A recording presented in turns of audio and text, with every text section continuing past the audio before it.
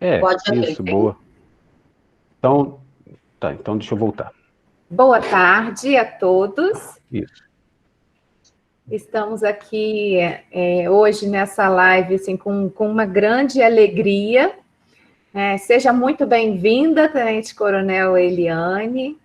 É uma pessoa assim, que é muito respeitada por nós. Nós temos um carinho muito grande pelo trabalho brilhante que a senhora faz. E assim, ter a senhora aqui conosco hoje, nesse projeto, né, nessa live em alusão ao Setembro Amarelo, para nós é realmente uma grande honra. Eu sou a capitã Adriana Bianchi, aqui do 16º Grupamento de Bombeiro Militar de Teresópolis, e gostaria também de dizer aqui que temos o capitão Fábio Pimentel, não é, Fábio? Que está aqui conosco. Isso. Que vai também fazer as apresentações dele, a primeira fala dele ali.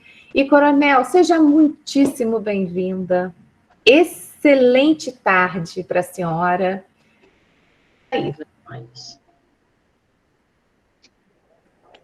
Eu gostaria muito de agradecer também. Eu a conheço desde 2005, quando a senhora foi instrutora lá do Cefap. Eu tive a honra de ser seu aluno. E a senhora, além de uma militar exemplar, é um ser humano que eu posso dizer fora da curva, né? Que muito tem contribuído para a humanização, né? Principalmente agora, nesse contexto que a gente fala de tentativas de suicídio, né? A senhora trouxe muita contribuição no sentido de humanizar a abordagem técnica, né? Que é o que está sendo usado agora, que eu acho que foi um grande diferencial. Então, eu acho que todos nós aqui temos muito a ganhar com a sua presença hoje aqui. Muitíssimo obrigado. Tá bom? Obrigada, Fábio querido. Fábio é um amigo já de longa data. A Adriana eu conheço há pouco tempo, mas também é uma querida. Eu quero agradecer o carinho, esse reconhecimento. Como eu sempre digo, é isso que vai nutrindo a gente, acreditando que a gente está no caminho certo. Eu sou apenas uma colaboradora, né? Mais uma profissional nessa corporação tão grande, tão linda.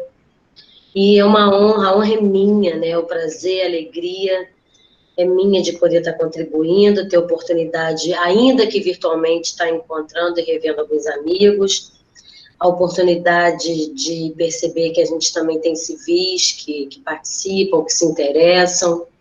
É uma temática importante, é um debate que é fundamental a gente poder estar discutindo diariamente, como eu vou dizer lá na frente, né, não só em setembro, mas o setembro reforça o debate. Então, é uma alegria muito grande a gente poder estar se encontrando, ainda que virtualmente.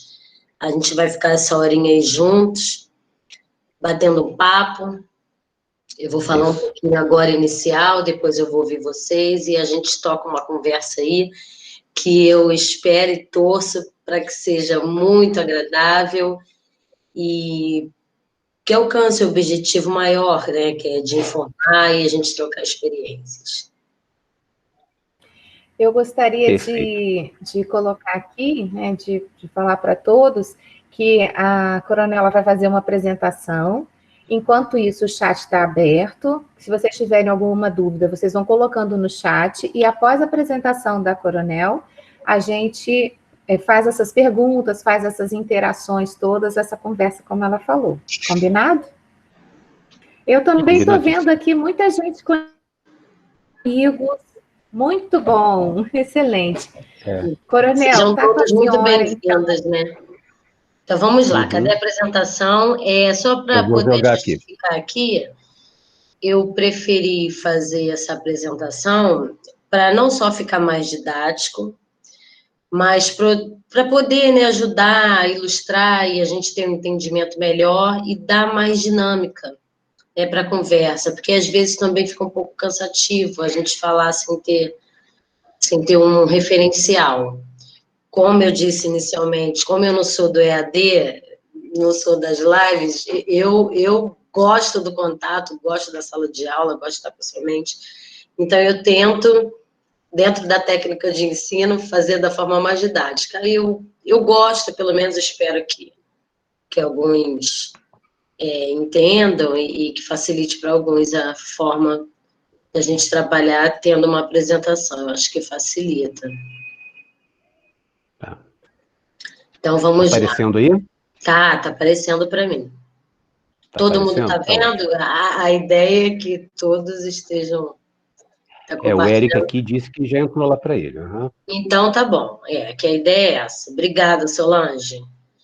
E eu vou pedir para vocês para que vocês se sintam assim muito à vontade. Isso aqui é uma conversa, é um bate-papo virtual. Né? Então, da mesma maneira que eu quero me sentir à vontade para poder explorar o conteúdo, eu quero que vocês se sintam à vontade para poder participarem, tirar dúvida, pedir orientação, tudo que eu puder ajudar, contribuir, eu estou absolutamente disponível. Né? Então, não precisa de uma formalidade, de uma vergonha, pode falar, tá bom? Então, vamos lá. Eu fiz questão de colocar o título Optando pela Vida, porque esse é o nosso objetivo. Né? A gente opta pela vida e não pela morte. Falar de suicídio, cada vez mais é falar de vida, cada vez mais é falar de prevenção, cada vez mais é um entendimento em busca de respostas, e é muito importante a gente saber que o suicídio, ele é o fim da linha, né? Ele é o último estágio do adoecimento. Então, até uma pessoa pensar em suicídio, tem todo um caminho que ela percorre de médio e longo prazo, de adoecimento, para poder pensar no suicídio. Então, hoje, a nossa ideia aqui é optar pela vida no sentido da gente refletir o que a gente pode fazer nesse percurso, nesse caminho, para que o suicídio não aconteça. Isso é o mais importante, tá bom? Então, vamos lá. Para quem ainda não me conhece, eu sou a Tenente Coronel Eliane, eu sou psicóloga do desastre, trabalho no CBA 8, que é o CBA responsável pelas unidades especializadas.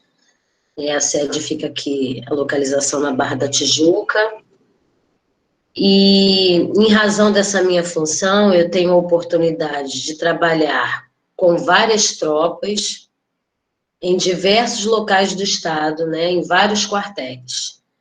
Então, eu estou há quase 20 anos na corporação e mais da metade deles trabalhando diretamente com a tropa. Até quando eu era do ensino, eu fazia um trabalho direto com a prontidão do destacamento da escola em Guadalupe. Fazia um trabalho com eles voltado para a saúde mental. Então, eu estou desde sempre com a tropa, né? Principalmente com as praças, que é esse grupo que eu tenho um respeito, uma admiração profunda, é o meu contato direto. Então, a gente vem desenvolvendo já há alguns anos um trabalho preventivo na área do desastre com eles. A gente tem acompanhado em alguns grandes eventos, trabalhando também na resposta e no pós-desastre. E eu tive a oportunidade de participar, junto com os militares do CIEB, na primeira turma de formação de abordadores, né, de tentantes a suicídio. Eu sou da primeira turma. Nos formamos com o Major Diógenes, que é um bombeiro de São Paulo, que é referência nacional. E a partir daí também nos coube essa outra missão, que é, diante de uma solicitação, a gente poder fazer a abordagem a um tentante, né? Pessoas que tentam suicídio, que a gente chama de tentante. Então, vou compartilhar com vocês aqui um pouquinho, não só da minha experiência, mas desse caminho que a gente precisa refletir antes de chegar ao suicídio, tá bom? Então, vamos lá. Eu vou trazer para vocês uma reflexão. É uma conversa que a gente vai ter e eu encaro isso como um diálogo, onde a gente vai estar trocando figurinhas e eu não vou enfatizar na questão do fenômeno, na questão da morte.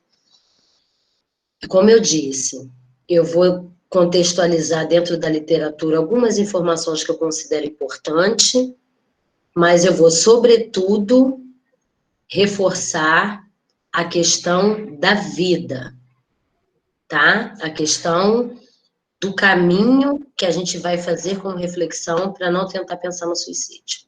Porque dentro da literatura, o que eu estou mostrando aqui agora nessa tela, são 4 telas que contextualizam a literatura. Isso tudo vocês podem pegar no Google. Isso não é o mais importante para mim, né? Não só os dados, os números. Isso é tão importante quanto a gente fala de vida. Então, só para contextualizar, o Setembro Amarelo, ele é uma campanha de prevenção ao suicídio que acontece desde 2015, então é uma campanha nova, a gente tem 5 anos falando mais de suicídio, é uma campanha, por que em setembro? Ela acontece em setembro, primeiro que foi estabelecido que 10 de setembro é o Dia Mundial da Prevenção do Suicídio. E ela acontece em setembro, porque em setembro de 94, um jovem de apenas 17 anos lá nos Estados Unidos se matou dentro do carro. Ele tinha um Mustang amarelo. Ele tinha um Mustang amarelo e ele se matou dentro do carro. E no velório dele, a família do Mike distribuiu uns cartõezinhos carinhosamente com frases, né, acolhedoras, assim, para pessoas que estavam enfrentando problemas emocionais, e elas eram envoltas por uma fita amarela. E isso pegou, acabou virando uma grande campanha nos Estados Unidos, e foi tomando a América, a Europa, e chegou até aqui. E a campanha do Setembro Amarelo é do tamanho que é hoje. E é muito importante, a gente está há 5 anos falando melhor disso, e é importante a gente falar, porque, segundo os dados aí da OMS, a cada 40 segundos alguém no mundo se mata. E é tremendo, né? É grande demais pensar nessa possibilidade, porque esse tempo que nós já estamos aqui, alguém já morreu. Então, desculpa, é muito importante falar disso. É um caso muito sério, né? Muito forte. Então, a gente precisa refletir sobre isso. Pode tocar aí, Fábio? Outra informação que eu considerei importante trazer para vocês, o que diz aqui? Que nos países desenvolvidos, 1,5 vezes os homens se matam mais que as mulheres. Nos países em desenvolvimento, que é o nosso caso, os homens se matam mais que as mulheres 3,5 vezes. E aqui diz que é mais comum entre os maiores de 70 anos e tal. O que a gente percebe? Que o fenômeno mudou. A primeira questão. Por que os homens se matam mais que as mulheres? Porque eles estão mais adoecidos, porque eles são mais violentos, têm mais depressão. Isso é um estudo que é para ser feito a razão disso, mas a gente já pode, de uma forma geral, concluir que os homens se matam mais que as mulheres porque eles usam métodos mais eficazes, mais letais. Porque as mulheres, já é comprovado também, cientificamente, elas tentam mais. Por que elas tentam mais e morrem menos? Porque os métodos delas não são tão letais. Comumente cortam os pulsos, tomam remédio. Então, os homens comumente se enforcam e usam arma de fogo. Então, é mais letal. É definitivo. Então, por isso que os homens morrem mais, mas as mulheres tentam mais.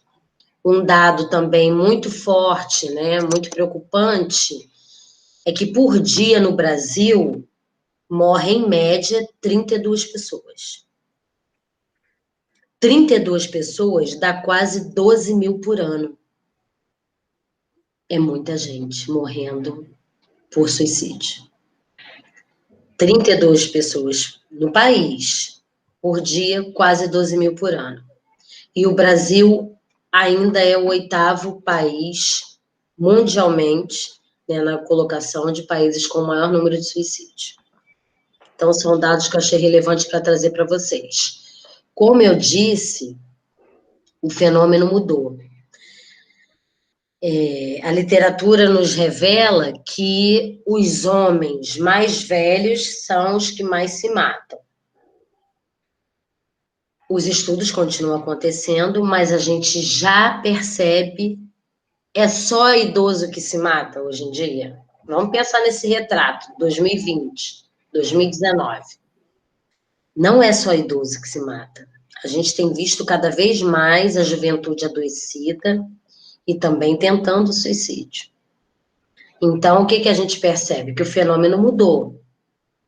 Então, eram homens mais velhos. A gente tem as mulheres aí, tentando com um número cada vez maior, e os jovens. Então, é bem complexo, né? E está sendo bem desafiador para os pesquisadores, porque o fenômeno está mudando. Os métodos mais utilizados, né? Os bombeiros sabem disso, incluem enforcamento, envenenamento e o recurso de arma de fogo. Segundo a OMS, isso é maravilhoso a gente saber, 90% dos suicídios podem ser prevenidos. Isso é um alento. Isso é uma informação maravilhosa. A gente pode prevenir, ou seja, a gente pode evitar que alguém se mate. E isso está dentro da nossa missão, de salvaguardar a vida do outro. Isso é muito importante. E dentro da corporação, como o Fábio falou no início, a abordagem técnica faz toda a diferença. O que é abordagem técnica? A abordagem técnica é quando a gente esgota a tentativa daquela pessoa sair da área de risco e desistir de se matar através do diálogo, da negociação. A última abordagem que eu fiz foi com o capitão Silva, do GBS. Nós ficamos 2 horas numa abordagem técnica, 2 horas. Não tem tempo.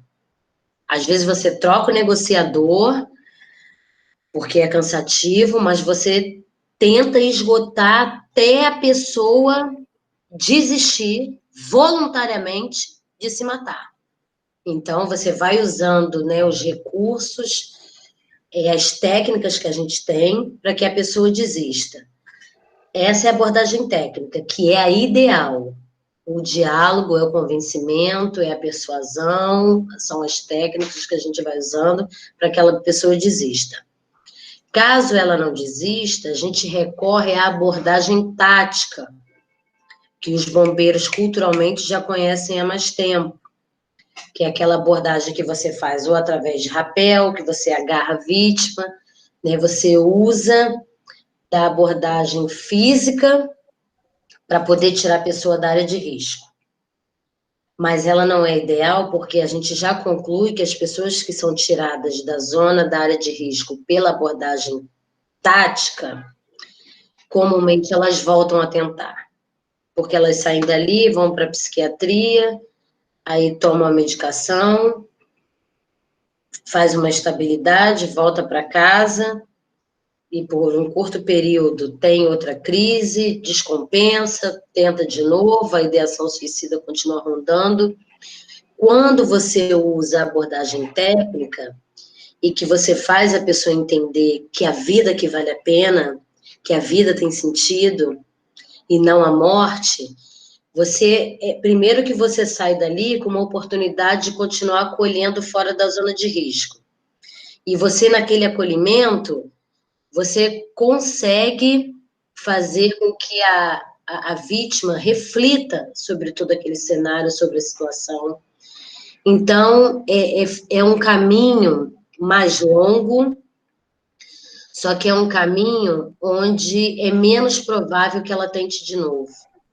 Refletir sobre a causa, refletir sobre aquela situação, ajuda a não tentar novamente. Agora, quando você é tirado abruptamente toma remédio, volta para casa e você não elabora, não reflete, não percebe o que está acontecendo de fato, comumente você tenta de novo. Então, a abordagem técnica é uma abordagem que nacionalmente os corpos de bombeiros estão usando, e nós aqui no Rio de Janeiro, através do CIEB, que tem uma equipe lá muito competente, está fazendo as capacitações, né, e dentro em breve teremos todos os grupamentos contemplados com esse tipo de formação.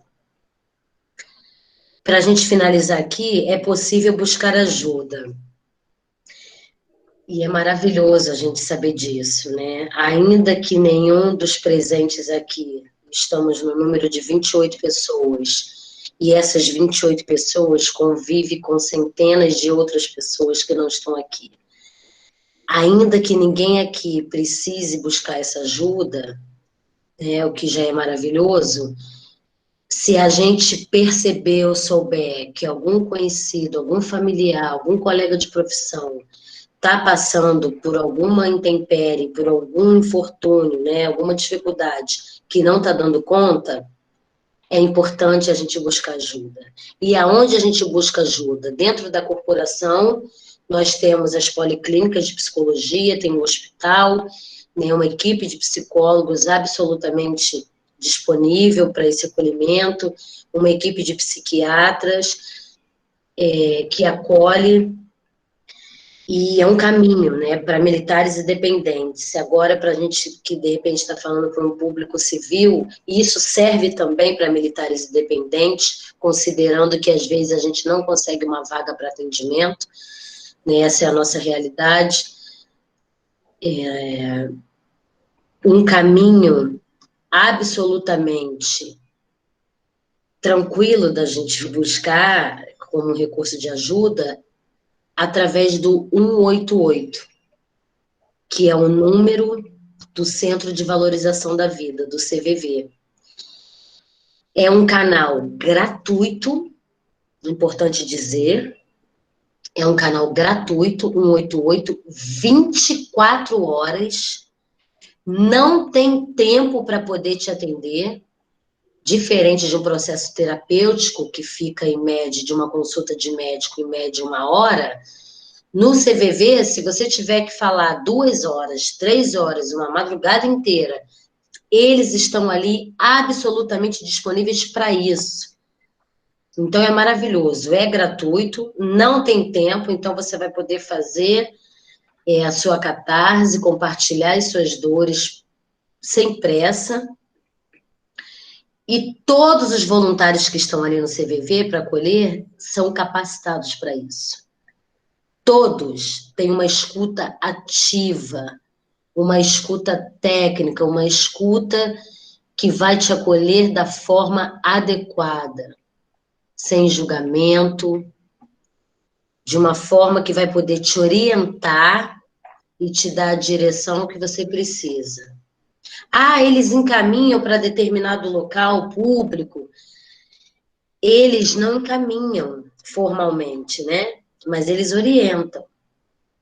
Então, eles vão dizendo aonde tem local que acolhe, eles vão dando a orientação. Então, é maravilhoso, é um trabalho que merece nosso respeito, a nossa gratidão, porque eles estão ali diuturnamente disponíveis para quem precisar. 188. É um caminho para a gente buscar ajuda. E aí, para a gente finalizar aqui a parte mais teórica, quem é que corre o risco de se suicidar? Qualquer um de nós.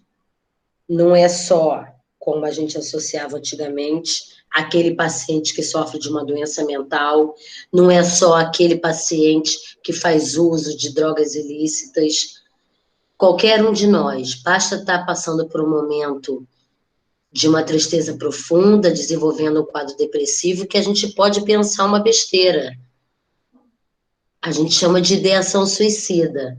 Passar na cabeça a ideia de morte já é uma preocupação, a gente já se enquadra num grupo de risco e qualquer um de nós está suscetível a isso. E aqui a literatura diz que além dessas pessoas, né, que têm alguma doença mental, que está sofrendo de alguma doença emocional, tem aqueles grupos de riscos também, que são as pessoas que fazem parte de algum grupo específico que pode, de alguma forma, ter um grau, né, de incidência maior, né? Eles colocam aqui que são os grupos mais vulneráveis, como os grupos que sofrem algum tipo de discriminação. Então, não precisa estar adoecido. Você pode passar por algum momento da vida que vá despertar esse tipo de pensamento, esse tipo de sentimento, de menos-valia, de baixa autoestima, de falta de pertencimento. Tudo isso contribui para que você adoeça e venha pensar em se matar. Só que para tudo isso acontecer, como a gente falou aqui, isso tem um processo. Ninguém dorme bem e acorda no outro dia, hoje eu vou me matar. Isso tem um processo. Porque o suicídio, como está nessa imagem aqui, ele é o fim. Ele é o último estágio. Ele é o último estágio do adoecimento. Independente do método, aqui quando eu tento, aqui já é o fim. Aqui nós perdemos. Aqui a gente perde a vida, a gente perde as pessoas que a gente ama, que a gente admira, que a gente considera. Aqui é o fim da linha. Mas para chegar aqui, tem um caminho. Ninguém adoece da noite para o dia. E aí a gente tem como uma referência de ilustração que é muito interessante, na outra tela, que é comparar o suicídio com a ponta de um iceberg. O suicídio é a ponta do iceberg. Para baixo, tem um turbilhão de emoções, de sentimentos, de experiências que a gente vive que contribuem para a gente pensar em se matar ou não. E é disso que a gente tem que cuidar. E é disso que a gente também tem que falar. Isso é tão importante quanto. Falar da vida é tão importante quanto falar da morte. E a gente prefere falar da vida, falar desse percurso, do que falar só do iceberg. Porque falar da morte, do suicídio, né, basta uma leitura mais apurada no Google. Então, a gente vai refletir um pouquinho o que está para baixo desse iceberg. E aí é importante a gente começar pela seguinte reflexão. O suicídio não espera setembro chegar. É preciso cuidar da saúde mental em todos os momentos. O que eu quero dizer com isso? A gente fica preso às campanhas, né, por uma questão da força da mídia, né, culturalmente as empresas, as instituições reforçam o debate, mas a gente não precisa se ater a setembro para falar de suicídio. Eu falo com os militares que eu trabalho sobre suicídio em janeiro, fevereiro, não fico presa à data. Porque o suicídio, que está diretamente relacionado a um adoecimento, ele não tem data, ele não acontece só em setembro. Acontece todo dia, o ano inteiro.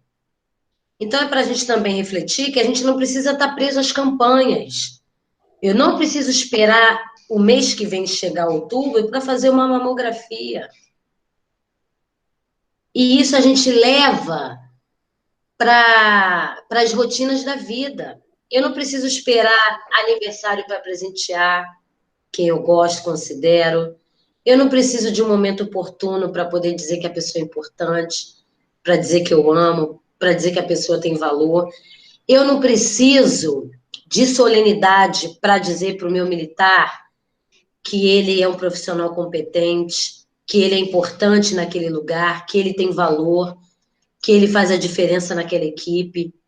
A gente não precisa estar preso a eventos, a campanhas, a uma questão temporal.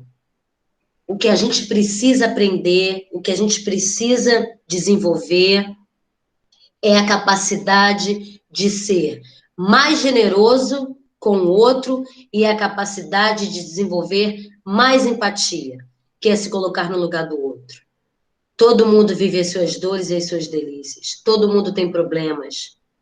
E eu preciso olhar o outro com generosidade. Eu preciso olhar o outro com respeito. E isso é um exercício diário. Eu não tenho que estar presa a setembro, a mês nenhum. E falar de vida não precisa também estar relacionado só a uma campanha de Setembro Amarelo. Ela reforça o debate, mas a gente precisa aprender que a gente pode falar disso qualquer dia, em qualquer tempo, em qualquer hora, em qualquer lugar, como é a missão do bombeiro. A gente precisa desenvolver esse olhar. A gente precisa evoluir. E para cuidar da saúde mental, como o slide nos trouxe, a gente precisa ter uma consciência, que a gente precisa ter uma consciência de cuidar da saúde mental todo dia. Eu tenho que me preocupar com isso. A OMS mesmo, ela não tem um conceito fechado de saúde mental. Não tem um conceito fechado. Saúde mental é isso. Não existe um conceito. A gente parte de um pressuposto que a saúde mental está diretamente relacionada à forma como a gente lida com as demandas que a vida impõe. Como é que eu gerencio todos esses papéis que a vida impõe para nós? Como é que eu gerencio os conflitos? Como é que eu equilibro a minha razão com a minha emoção? Esse desafio é o desafio da humanidade. É o desafio da humanidade. Se tem aí um desafio que a humanidade tem que assumir, é esse. De equilibrar a razão e a emoção. O coração quer coisas que a cabeça não permite. E a cabeça, o pensamento, deseja coisas que o coração não diz sim. E você harmonizar, equilibrar essas situações com as demandas que a vida impõe, e a vida a cada dia impõe mais demandas, é uma maluquice, é uma loucura. Não é simples para ninguém. Imagina que o bagulho é doido. Como é que você vai manter em equilíbrio todas as suas áreas da vida? Financeira, amorosa, profissional, afetiva, social, religiosa, física? É uma maluquice. Tem uma hora que alguma área falha. E aí, falhando, vem a exigência da tua saúde mental. Mesmo não sendo simples, mesmo não sendo fácil, a gente tem que tentar dar conta sem adoecer. O que não significa que a gente não vai sofrer, o que não significa, né, que a gente não vai desanimar, que a gente vai chorar, que a gente vai sentir dor, mas encarar aqui, ó, manejar, ter a habilidade de manejar esses problemas, essas demandas, essas dificuldades de forma positiva, é o desafio. Isso é considerado saúde mental. A forma como eu lido com as demandas que são apresentadas, profissionais, pessoais, sociais e por aí vai. E esse desafio, ele será ad eterno. Independente do sexo, da situação socioeconômica, da patente, independente. Na condição de gente, na condição de humano, eu vou passar por dificuldades, por infortúnios, e eu vou ter que saber como é que eu lido com isso. Viver é também gerenciar problema. Não tem jeito. Dificuldade é do jogo, faz parte da vida. E a resiliência vem dar uma aula pra gente. Para quem acredita que a vida tem sentido, que a vida vale a pena, que a vida é maior do que tudo isso, vai cair, vai passar por dificuldade, vai ter problema, mas como a gente diz, no fundo do poço vai ter mola e a gente volta. Fica pensando que eu vou ficar lá embaixo não, porque eu não vou. E eu não vou porque a minha crença me diz que a vida é maior que o meu problema. Eu não vou ficar lá embaixo porque eu acredito que tem solução. Eu acredito nas respostas, eu acredito nas saídas. Todo mundo tem problema. Não só 200 milhões de pessoas no Brasil. Quase 7 bi no mundo tem problema. Quem não teve, terá.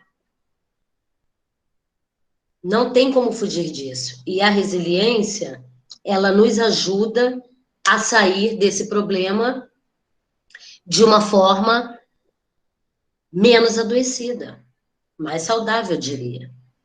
Essa mola, ela diz respeito às minhas crenças.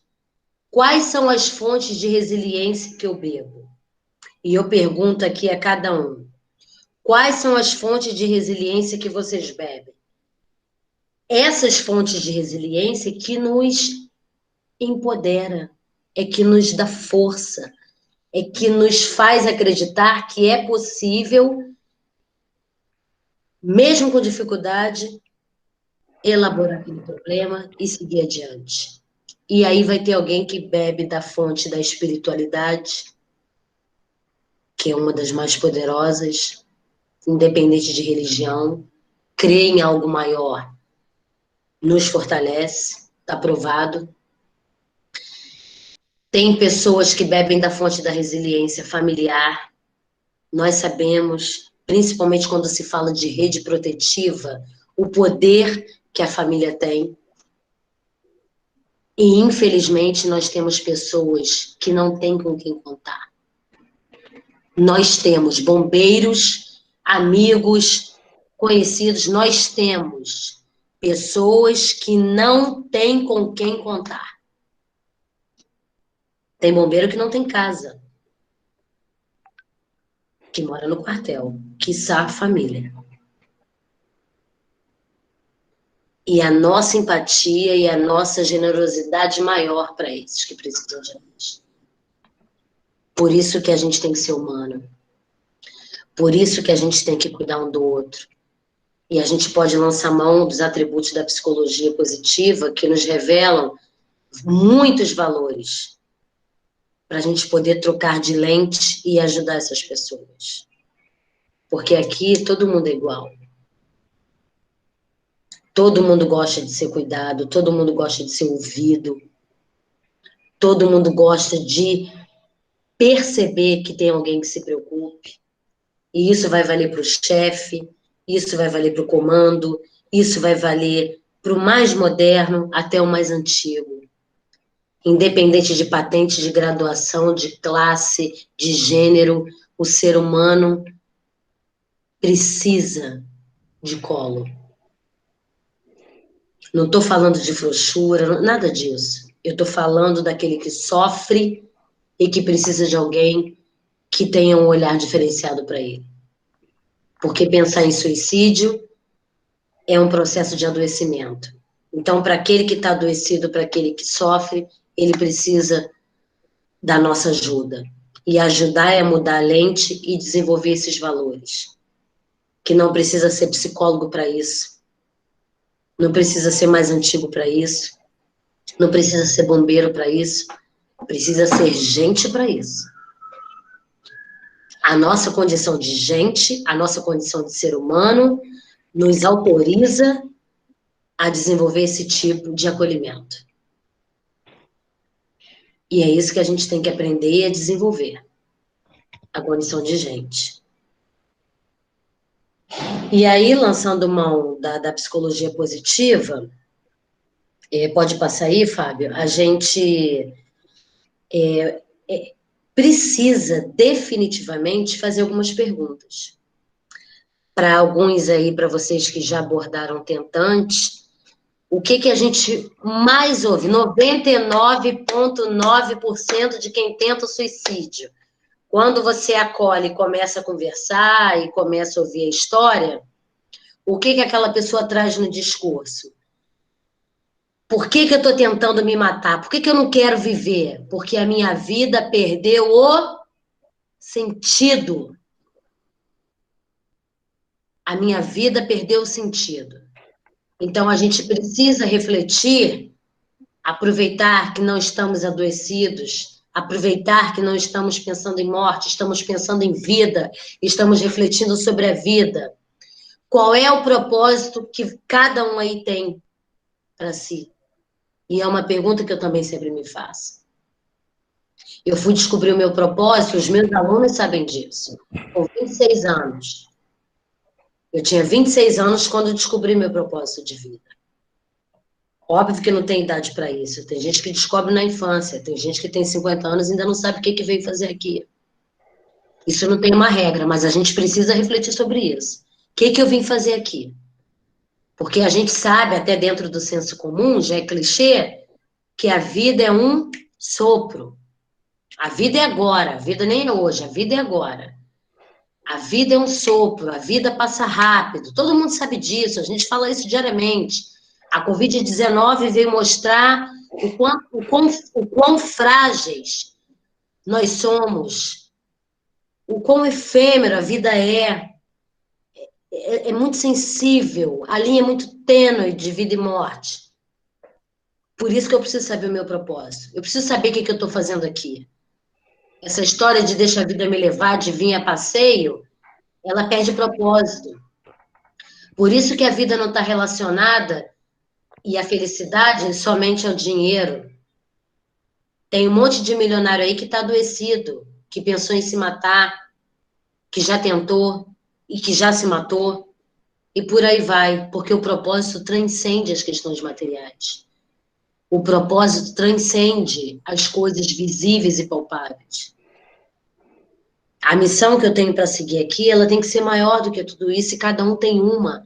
E não existe uma missão pequena. E não existe um propósito pequeno. Tudo tem valor, tudo é grande, tudo é lindo. Tudo é valioso. Então é para vocês refletirem.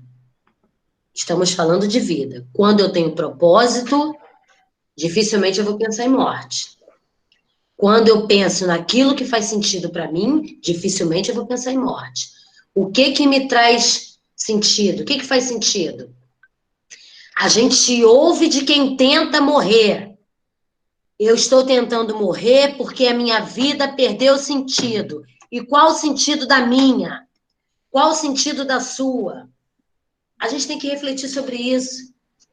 E muitas vezes a gente é tomado dessa vida maluca que está lá fora e a gente não pensa sobre isso, a gente não conversa sobre isso em casa. O que te traz felicidade? O que te faz bem? Qual é o sentido? O que você quer desenvolver e fazer nessa vida aqui? É uma passagem. Fulano morreu, ele só foi na minha frente, daqui a pouco eu vou. E eu iremos todos. E até lá, o que eu faço? Esse é o desafio. Essa tem que ser a pergunta da vida. O que eu faço até morrer? E a gente tem que pensar o que tem sentido para nós. A minha vida profissional tem sentido? A minha vida conjugal tem sentido? As minhas relações de afeto, de amizade têm sentido? O que mais a gente tem visto aí é o povo se afastar de gente tóxica. E tá certo. Isso é vida. Isso é buscar sentido. Não tem sentido conviver com fulano. Isso é uma defesa absolutamente plausível. Saúde mental. Vou me cercar daqueles que me querem bem, daqueles que agregam, daqueles que fazem a diferença. E a gente tem que refletir sobre isso. Sentido de vida. A profissão que eu trabalho tem sentido para mim? O lugar que eu trabalho se conecta com os meus valores? Tem sentido para mim? Não tem nada mais triste do que você fazer o que não gosta. E, infelizmente, a gente conhece pessoas que fazem o que não gostam porque precisam comer.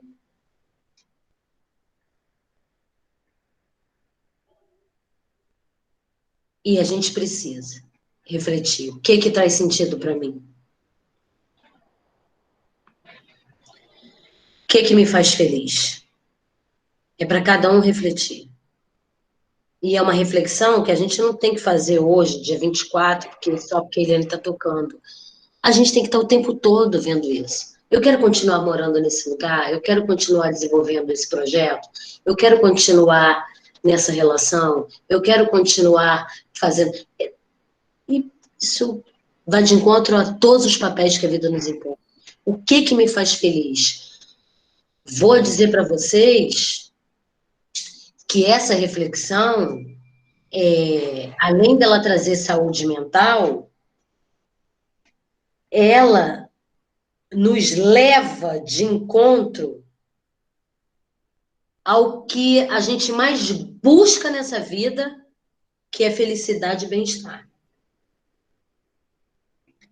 É o que a gente mais busca nessa vida, felicidade e bem-estar. Independente, se eu trabalho para poder ter mais coisas materiais e tal, tá te fazendo feliz? Você está satisfeito? Isso tem regra, cada um com aquilo que lhe apraz. Eu não estou trabalhando muito mais, não. Larguei de mão o bico, larguei de mão o outro emprego, porque eu quero agora mais ficar brincando com meus filhos, curtir minha família. É isso que te traz felicidade e bem-estar? Tá valendo. Não tem receita. O que faz bem para um não faz para o outro. E tá tudo certo. Eu não tenho que julgar. Eu tenho que respeitar.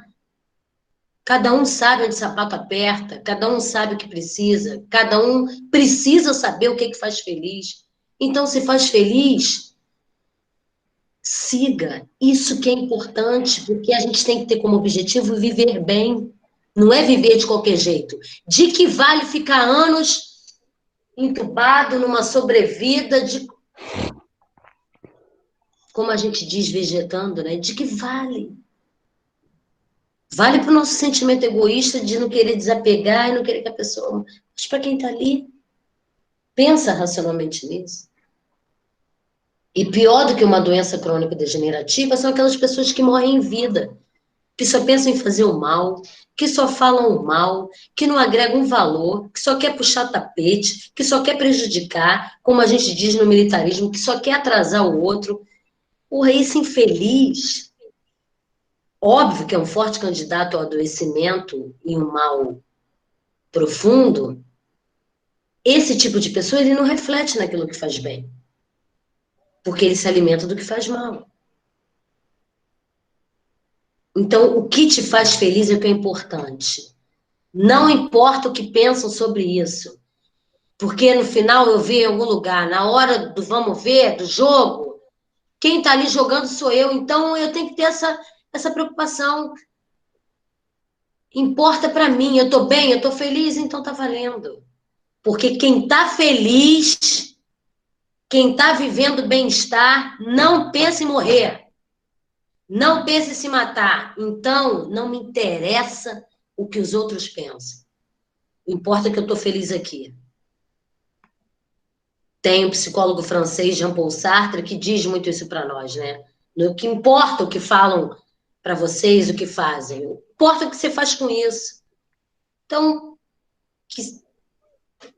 deixa para lá, para não falar outra palavra. Pensa no bem-estar e na felicidade. Estou feliz nesse lugar? Aqui continuarei. Estou feliz nessa relação? Aqui continuarei. Estou feliz desenvolvendo esse trabalho? Aqui continuarei. Estou feliz morando nesse lugar, desse jeito? Aqui continuarei. E a gente precisa se respeitar. Porque quem vive a nossa vida somos nós. E quem vive feliz, volto a repetir, não pensa em se matar. E é claro que isso vai depender da nossa lente. Isso aqui é para exemplificar que a gente olha para o mesmo lugar e a gente vê coisa diferente. Por isso que a gente tem que respeitar um ao outro. Por isso que a gente não pode subestimar a dor do outro. E a gente, culturalmente, infelizmente, aprendeu a julgar. Pô, fulano tá de brincadeira, tá triste porque se separou. Porra, maior livramento, se livrou daquele encosto, coisa e tal. Cara, para quem tá de fora é mole falar isso. Para quem rompeu, tá sofrido. E a dor do outro tem que me importar. Minimamente eu tenho que respeitar. E aí o outro vai, pô, perdi o emprego, cara, eu tô mal. Vou te falar, cara, tem 12 milhões de desempregados, esquenta não, daqui a pouco tu distribui o currículo, tu arruma outro, pô. Não... É claro que a gente não vai ficar alimentando só a dor, mas a gente não pode subestimar essa dor, isso é legítimo, isso é verdadeiro, isso faz parte. aqui dentro, cada um sabe a dor e a delícia de ser o que é. Então, quando alguém revela e coloca, né, compartilha um sofrimento, eu tenho obrigação de acolher aquilo, dependendo da minha lente. A gente vai lá para fora agora, 27 pessoas.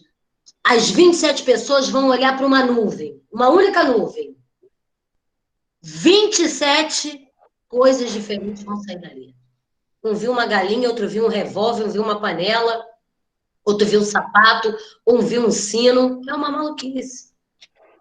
E é isso. E a vida é assim. Cada um tem uma lente, cada um vê de uma forma.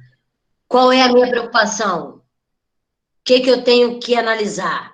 Que dependendo de como eu vejo, isso vai ser transformado dentro de mim.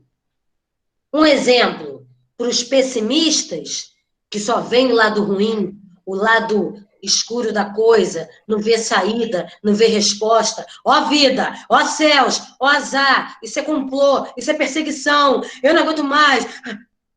Porra, a lente desse cara vai contribuir para que ele viva o tempo todo nesse lugar de menos-valia, de derrota e etc e tal. Para o otimista, ele vai perceber que tem um problema, que tem dificuldade, mas, pô, posso te falar? Preceito da luta, MMA. Ou eu perco, ou eu perco. Ou eu ganho a luta, ou eu aprendo.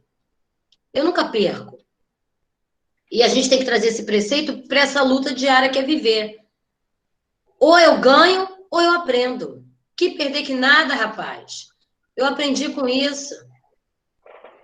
Vou ficar mais forte, vou ganhar mais sabedoria. Se pensar que me derrubou, pô, madeira que dá cupim, mas não quebra, rapaz. E aí a gente incomoda mais ainda, né? Parece até uma desgraça, porque quanto mais forte você vai se desenvolvendo, mais ninguém fica em cima querendo derrubar. Não tem problema. Dependendo da fonte que cada um beba de resiliência, enverga, mas não quebra. E a vida vale a pena. E a vida é a melhor opção. Essa figura é extraordinária. É uma figura que a gente tem que levar para a vida. Porque dependendo da forma como eu vejo o mundo, como eu vejo a vida, é a forma que eu vou desenvolver as minhas habilidades, as minhas emoções, os meus sentimentos dentro de mim. A gente tem 2 presidiários no mesmo cenário, olhando para o mesmo lugar. E olha o que cada um viu. E não se iludam, porque na vida, do nosso lado, em casa, no quartel, a gente tem gente assim. A gente tem aquele que só se queixa, nada tá bom, cara, nada tá bom. Só se queixa. Se come camarão, pô, camarão, pô, para comer camarão, também camarão todos os dias. Aí se come omelete, pô, omelete tá de brincadeira, né? Não sei o que. É uma desgraça. Nunca tá bom. Tem gente que veio ao mundo para reclamar, não tem jeito. Então, isso aqui, ó, as 2 pessoas tendo o mesmo cenário para desenhar. E a forma que eu vejo a vida, que eu vejo o mundo, que eu vejo as pessoas, como eu lido com isso, como eu direciono o meu viver, vai determinar a minha pintura. Tem um monte de gente que está pintando grade. Mas nós aqui, 27, estamos pintando a paisagem. Porque a gente acredita que tem saída. A gente acredita que tem resposta. A gente acredita que tem solução. E é para a gente refletir. Eu acho essa figura extraordinária. Lembre-se sempre da pintura da cela. O que eu estou pintando? A minha felicidade, meu bem-estar vai depender desse olhar. Não tem jeito. A minha felicidade e o meu bem-estar vai depender desse olhar. Porque mesmo numa cela, se eu pinto uma tela da paisagem, eu tenho emoções, sentimentos, sensações de bem-estar diferentes de quem pintou a grade.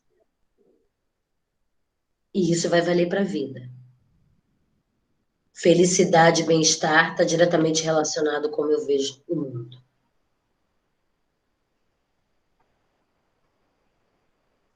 Pode passar. E aí, a gente está quase terminando, a gente vai falar sobre autocuidado. Essa foto é fofa. E o autocuidado, além de uma questão estética, física, externa, que é a gente cuidar da gente, que é importante, o que eu aparento ser, como eu me apresento, revela parte de como eu sou e estou. Desculpa, então a gente tem que se cuidar, sim. A gente tem que melhorar a nossa autoestima.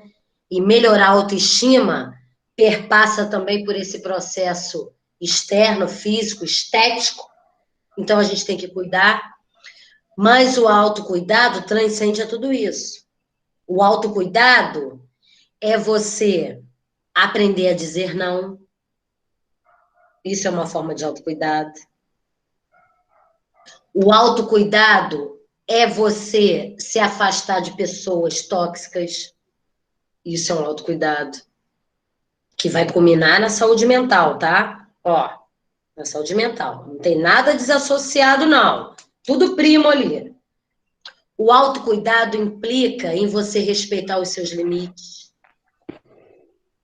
Eu não dou conta disso, eu não consigo mais pedir ajuda, preciso pedir ajuda, preciso compartilhar as atribuições, eu preciso...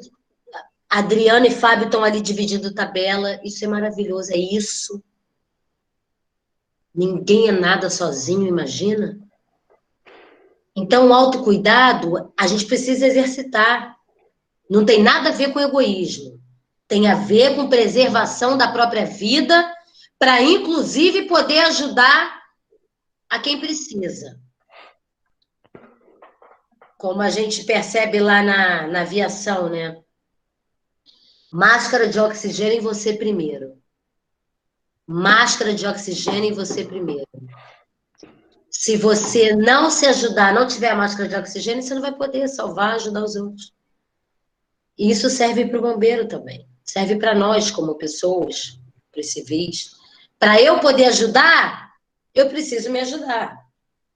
Se eu não estiver bem, se eu não cuidar de mim, como é que eu vou cuidar do outro? Quer ver uma coisa que está aí no senso comum? Uma frase que a gente ouve desde pequena, adolescente, então, quando começa a se apaixonar, é uma loucura, né? Que a gente ouve de pai, ouve dos mais velhos. Se você não gostar de você, ninguém vai gostar. Se você não se respeitar, ninguém vai te respeitar. Isso está no senso comum e é verdadeiro. Se eu não cuidar de mim, se eu não me amar, é meu chefe, é o comandante que vai me valorizar? Vai não. Mas não vai mesmo. Se eu não me der valor, se eu não gostar de mim, se eu não preservar pelas questões de qualidade, bem feitas, se eu não primar por isso, não vai ser o outro que vai fazer isso por mim. Não vai ser o marido, não vai ser a mulher, não vai ser o mais antigo, não vai ser o comandante, não vai ser o vizinho, o colega, não vai. Então, a gente precisa desenvolver o autocuidado. Fora e dentro.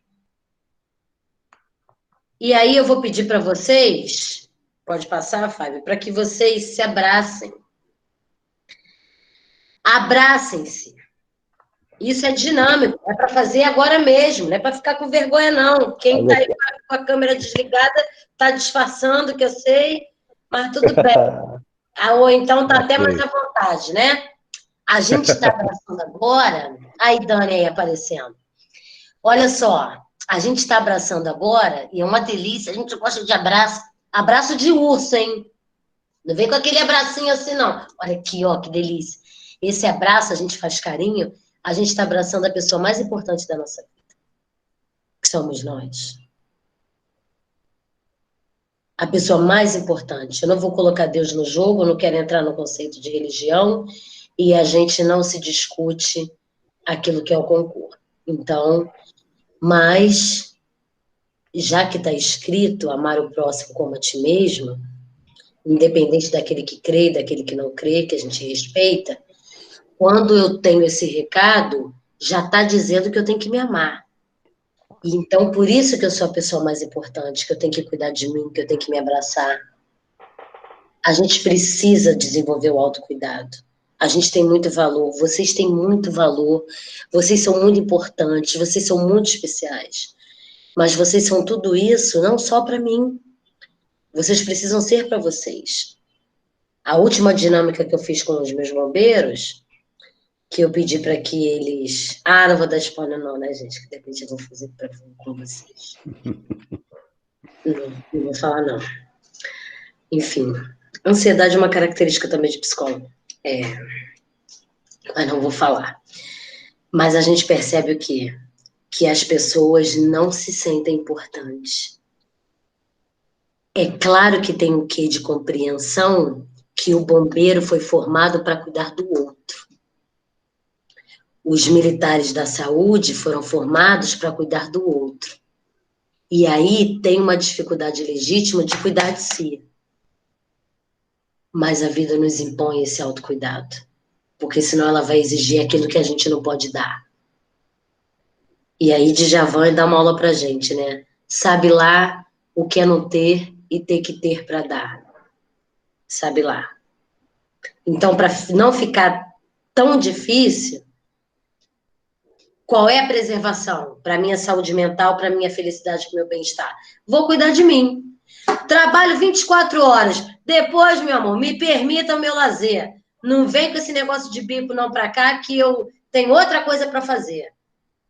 E isso é maravilhoso. Você se permitir ao bem-estar. E a gente tem que fazer isso por nós. Isso é uma questão de saúde. Não vale a pena adoecer. Não vale a pena adoecer.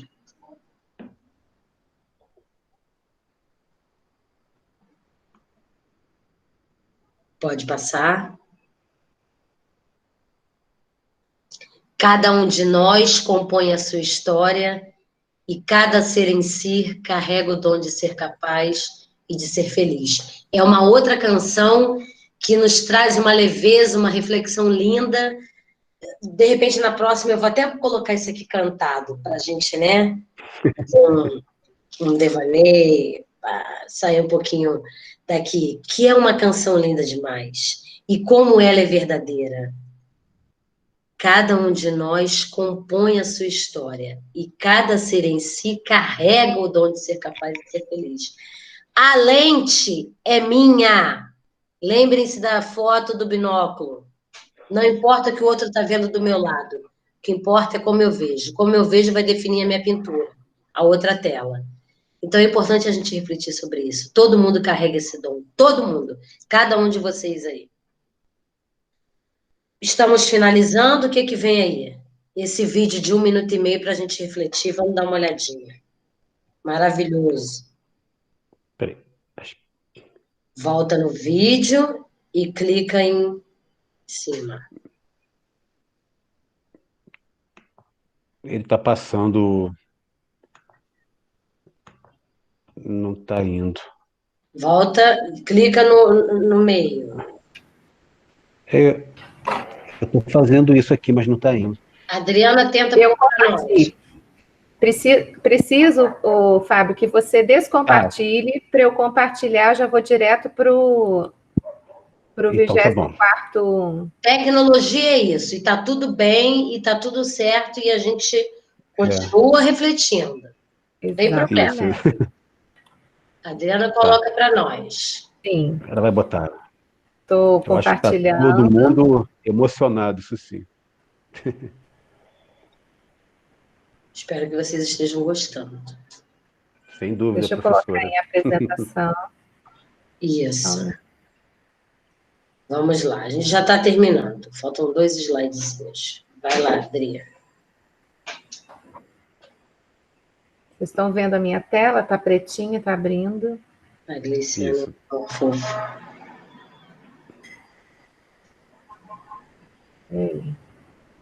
Ela está pretinha por enquanto. E agora? Já apareceu aqui para mim, só não... Oi? Todo mundo está vendo? Só dá um okzinho. Ok. Vamos lá, ok. Põe o som. Falta o som, eu não estou ouvindo o som. Peraí.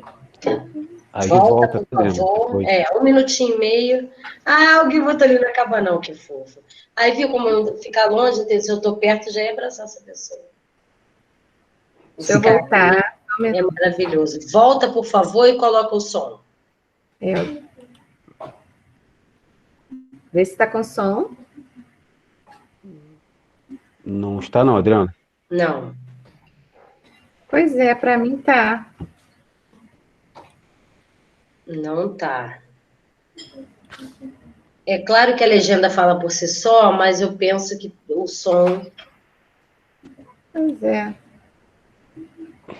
Deixa Dani, eu fechar aqui. já está prometido. Fecha aí, vê. Lembra que você colocou para mim, ficou tudo bem? Eu vou tentar colocar aqui, sem ser apresentação de slides. Isso. E vai no áudiozinho ali do lado, Adriana, para ver se não é isso também. Isso, habilitar. Tá no máximo. Pois é. Não aparece. Poxa vida. Adriana, tenta tirar o seu alto-falante, o seu micro, o seu... Isso, boa. Você tá Só um minuto. Boa.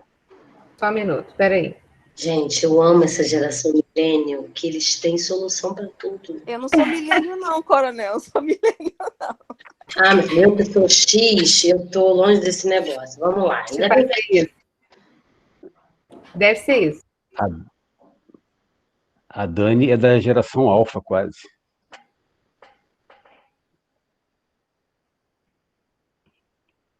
Quando acabar aqui, a gente vai responder essas perguntas aí do pessoal. Adriana, abre o seu áudio que tá desligado. Vê se agora vai.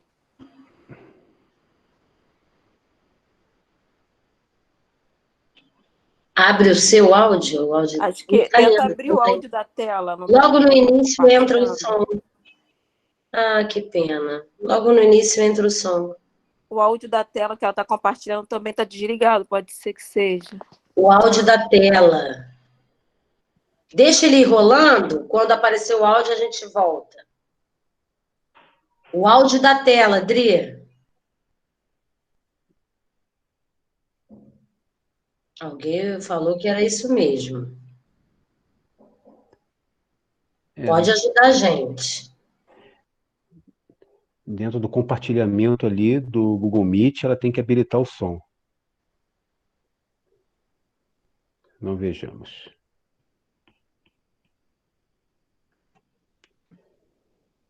Ou a gente pode achar o vídeo no YouTube e reproduzir aqui também, né? Eu estava com o som aberto e aquela hora eu passei com a Coronel e deu tudo certo. Porque aqui está habilitado. Mas tenta, Adriana, a tela que você compartilhou abriu o áudio que estava desligado quando estava aparecendo para gente. Ah, tá. Só um minuto. Agora vai. Vai. Isso é um teste de paciência. Estão vendo a minha tela? Sim, perfeito. Então, aonde que estava desligado? Porque aqui, para mim, o áudio ligado. Dessa tela que você está compartilhando está desligado, está fechado para gente. Pode ser isso que o som não está vindo. Aonde que eu ligo? Porque não sei.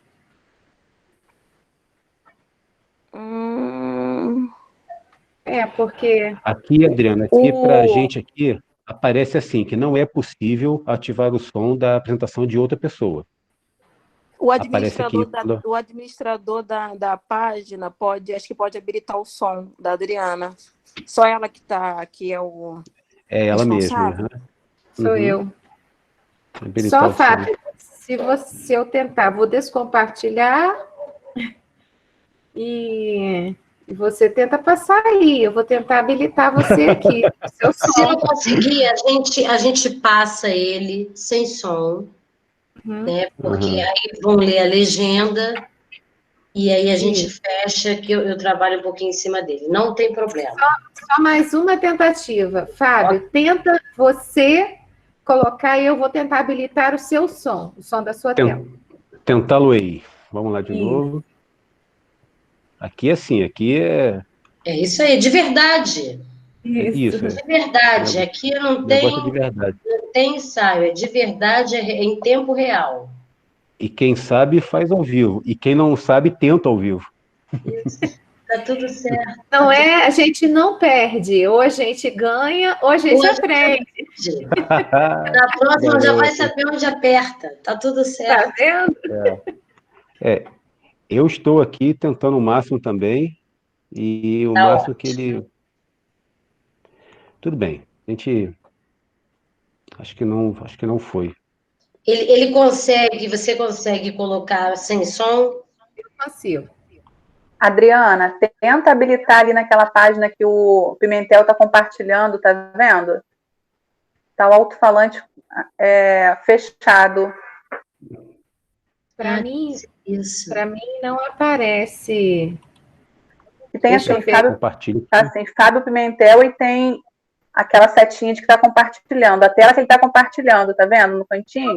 Tô vendo. Uhum. Tenta clicar ali, ver se vai.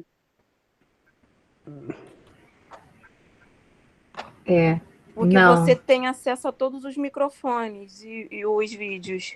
Mas eu não consigo habilitá-lo aqui. Deixa eu fechar o do Fábio. Peraí. Isso, eu vou parar o compartilhamento aqui. Coloca sem o som. Esse vídeo tem no YouTube, Coronel? Você provavelmente deva ter. Eu não tenho porque eu não peguei do YouTube. Eu peguei de uma amiga, de uma outra apresentação, já tem um tempo, inclusive, mas deve ter. O problema é saber. Rapaz, faz pergunta fácil. Como é que... Eu vou saber o nome do vídeo. Tá, então, peraí. Como é que é a chamada dele ali? Não é uma tragédia. Vê se tem. Não é uma tragédia. Aí o YouTube vai dar para apresentar? Eu vou tentar aqui. Aqui é o que eu estou falando. Se não conseguir, eu queria, Fábio, que você continuasse compartilhando para eu ver, e aí você fechasse. Primeiro você fecha o seu áudio e compartilha. Porque aí eu acho que pode ser que abra aqui para eu liberar o áudio do vídeo. Eu achei aqui no YouTube. Peraí, rapidinho. Deixa eu ver se ele passa aqui. Preferencialmente com a legenda, né? Isso. Tá Vamos ver se eu consigo... Não, tá vendo só? Aqui a gente tenta fazer o máximo. E no Google e vai lá. Vocês estão vendo a minha tela, não, né? Porque eu não estou compartilhando nada ainda, né? Tá. Agora eu vou tentar aqui compartilhar. Faça o favor de compartilhar. Estou aqui com a minha tela toda, um monte de coisa aberta. Vamos ver aqui. Tá. Vai fechando essas janelinhas, vai fechando. E esse povo é um povo maravilhoso que está ali, ó, fiel, firme. Escutando aí? Unido. A gente não está ouvindo. Então só eu que estou escutando. É o mesmo caso da Adriana. Não aí que eu vou tentar. Deve ser um botão. Deve ser um botão. Um botão. Fábio, tenta ver se não é o seu fone. Se você tirar o seu fone, ou você colocar o fone, uma coisa assim, tenta o fone. O problema é a página que ele está compartilhando, que está sem som, está riscadinho ali. Tinha que tentar tirar isso. E eu não consigo. O que cada um pode fazer depois, eu sugiro, o que acontece? Que vale muito a pena. 1 minuto e meio. Esse vídeo tem... O Fábio pode colocar esse link no chat. E vocês podem, como ele fez agora, não é uma tragédia. Não é uma tragédia. Vocês depois olhem no YouTube, 1 minuto e meio vale muito a pena, não é uma tragédia. Se bobear, esse povo milênio, já deve ter alguém que já está com ele aberto, que já está ouvindo. Já está vendo. Não é uma tragédia. Então, vocês olhem, mas a ideia, a reflexão que o vídeo nos traz, pode colocar lá na tela, fale. Coronel, Ah.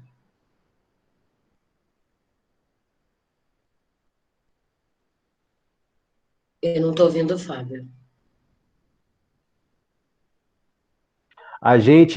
Eu já pus aí agora esse link desse vídeo aqui no nosso chat. As Eu pessoas vi. podem ver. Eu vi. Se for o caso, ver agora ou ver depois. Mas acho que a gente pode ver agora, cada um aí. E aí volta. Dá para cada um ver, gente? Isso, se tiver no chat, dá para a gente abrir. Já está lá. Então, abram. 1 minuto e meio. Podem abrir. Adriano e o Fábio podem botar a tela, mas cada um pode ver. Isso aí. Estão vendo? Então vamos lá. A gente assiste e daqui a E a gente volta. 1 minuto e meio a gente volta. Então tá. Combinado? Combinado. Então, eu vou assistir e possivelmente chorar. Bom.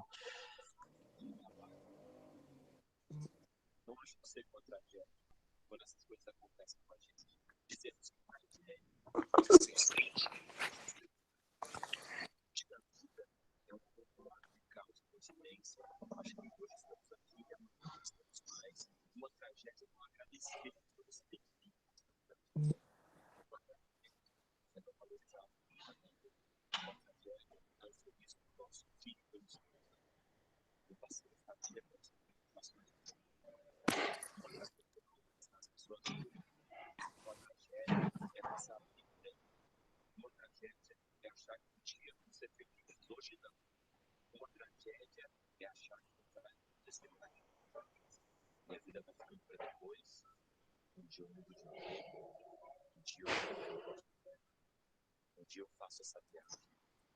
Um dia eu vou ser voluntário nesse projeto. Acho uma tragédia quando aprendemos a valorizar o que a gente tem só depois de perder. Acho uma tragédia viver de aparência. Acho uma tragédia ter comprado coisas achando que isso seria felicidade. Acho uma tragédia trabalhar em algo que você odeia. A morte não é uma tragédia. A tragédia é quando a gente não vive.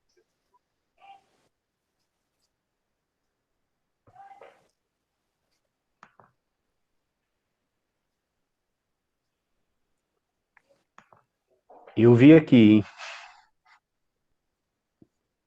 Foi? Vamos ver se o pessoal... Eu vi.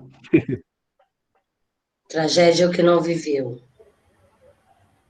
Vamos ver se o pessoal está vendo. Oi, eu caí. Desculpem, aí a minha internet caiu. Todo mundo viu?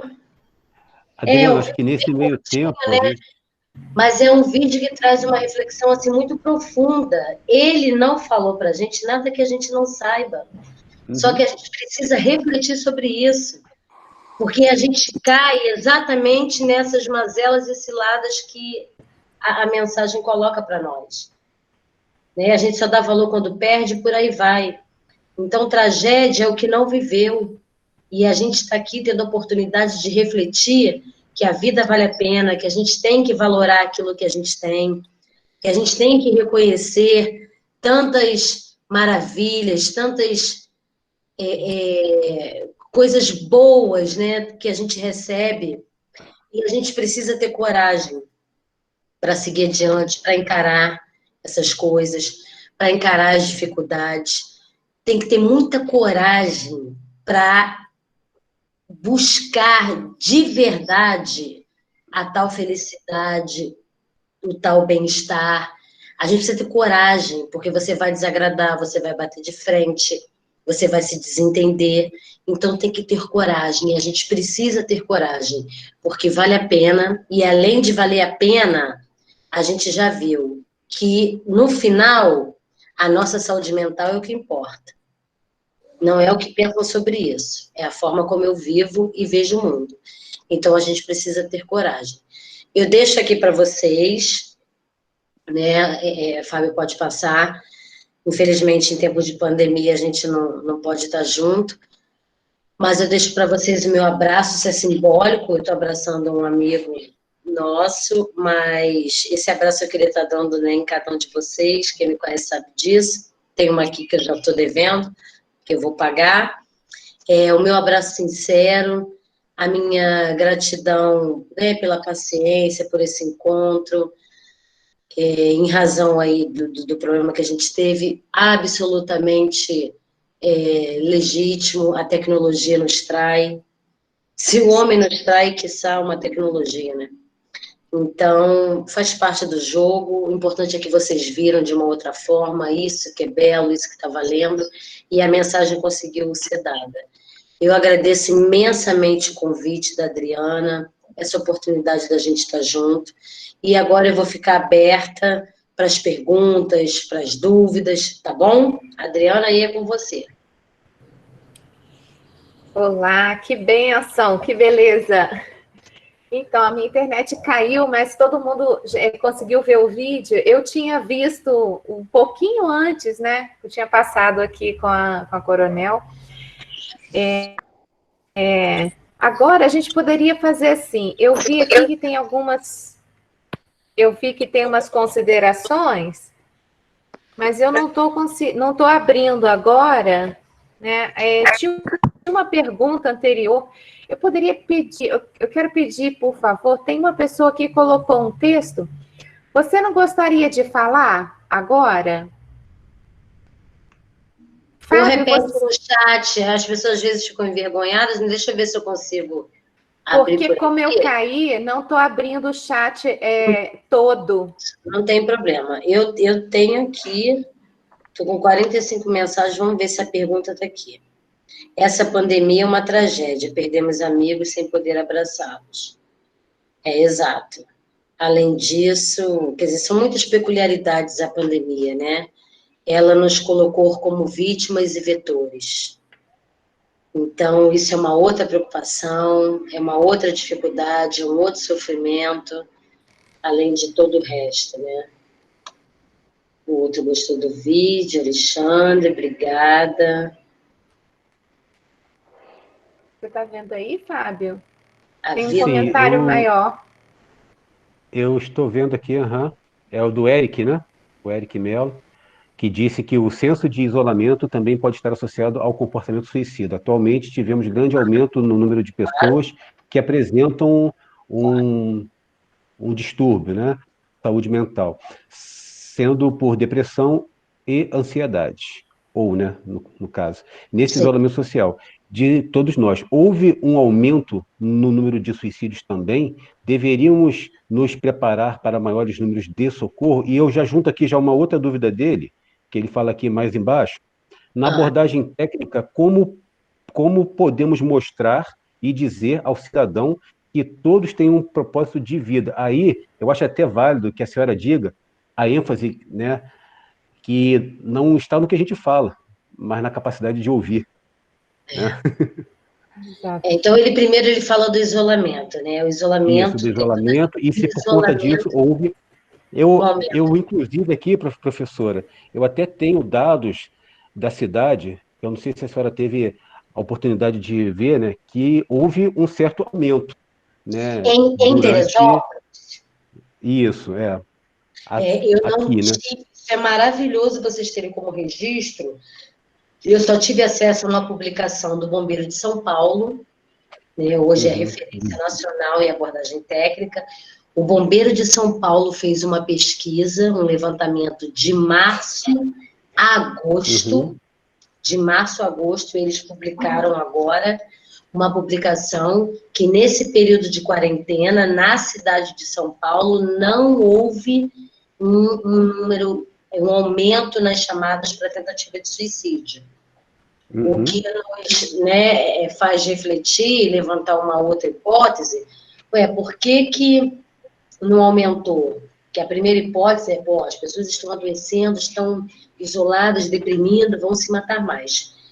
Uma outra hipótese é que essas pessoas ficaram mais dentro de casa com seus familiares, tiveram mais tempo para ouvir umas às outras, para poder se olhar, para poder dar mais atenção, para poder dar mais importância.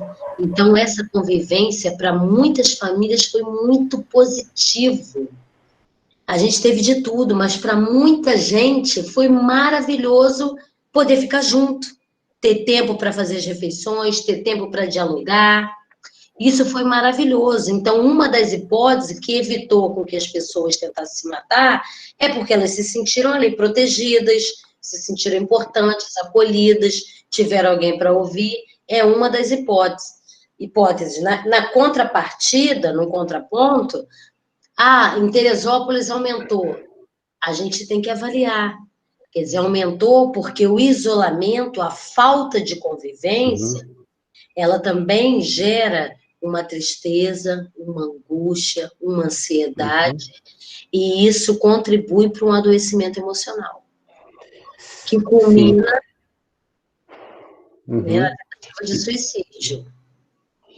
E uma outra coisa, se a senhora aqui permite, eu até vou assim, eu vou até compartilhar aqui a nossa tela, se a senhora Claro! deixar, tá? Para que a gente Eu possa... adorei saber que Teresópolis fez esse levantamento, isso é maravilhoso. Eu acho que a gente tem aqui muitos aspectos que a gente pode levantar. Por exemplo, a gente teve, a senhora sabe bem, né? A gente, no ano que vem, a gente faz 10 anos da tragédia, né? Isso, por si só, já é uma coisa... Estão vendo a minha tela aí? Sim. Então a gente teve, né, há cerca de 10 anos, uma tragédia que foi a maior do Brasil, né, a nível assim, natural. Nos últimos 5 anos, né, o nosso Estado teve uma crise econômica sem precedentes, gente desempregada, gente que perdeu tudo, e com a pandemia, né, também agora. Então, assim, foi muita pancada, né? Então, nesse gráfico aqui, que foi feito aqui por essa ferramenta aqui... Oi? A gente está vendo, eu pelo menos estou vendo a tela, a sua tela. Isso mesmo. Não, mas está com uma guia. Não tem gráfico. Não tem gráfico, não. Tá a sua tem tela. Gráfico, não? Não, a página do Google. A página do Google? Ué, deixa eu tentar. Nossa, hoje a gente tá com grandes problemas aqui. Vocês não estão vendo nada, então. Então, peraí, deixa eu cancelar aqui, voltar. Isso. Compartilhar de novo.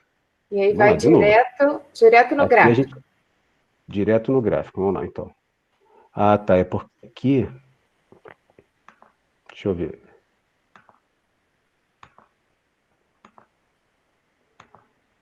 Não está indo, né? E nem agora, né? Está parecendo que você está começando a compartilhar. Mas compartilhou a tela do Google. Tá bom. Eu vou, então, olha só. Eu vou compartilhar esse link aqui. Eu vou compartilhar esse link aqui para que vocês possam ver. Agora que eu descobri que a gente tem aqui como compartilhar no chat, eu vou compartilhar com vocês todos, vocês podem visualizar aí, tá? Eu compartilhei aí, eu acho. Você quer continuar gravando? Que vocês podem também interromper a gravação. Não. Esse gráfico aí, ó, que eu enviei, tá? Vocês podem visualizar. Ele é um gráfico atualizado diariamente, tá? Okay. Aí quem tiver como ver aí e me ouvir, só para que a gente possa analisar juntos, só deem um ok aí para ver se conseguiram, por favor. O Eric pôs um Y, eu não sei. Ah, tá, ele geração Y. Oi. Descompartilhe a sua tela, já que você não está utilizando. Ah, tá. Eu estou conseguindo ver aqui. Esteticamente, hein? Que maravilhoso, hein? Ficou bom, né? Didático, então, tá. Parabéns por essa produção. Aí, ali em cima ali, a gente vê que até o dia de hoje, né, nós tivemos 17 tentativas de suicídio para as quais o Corpo de Bombeiros foi acionado, que isso é outra coisa que é importante que a gente diga, não é, professora? Porque Sim. A gente não é acionado, creio eu, para a maioria, né? Enfim, aqui são os medos com maior incidência, né, nos últimos anos. Então, a gente vê aqui que ou seja, a gente não tem, por exemplo, aqui tem tentativas, assim, um número muito expressivo, por exemplo, no mês de novembro, que é o mês de finados, né? Então, a gente tem aqui fevereiro, época de festa, né? Isso é muito, muito curioso, isso, né? Junho. Aqui em verde, né, do lado, são os bairros que mais tem. A senhora que não conhece aqui a nossa cidade, esses bairros são bairros com grande adensamento populacional, são zonas urbanas. Então, a gente não tem tanto caso aqui de tentativas no interior.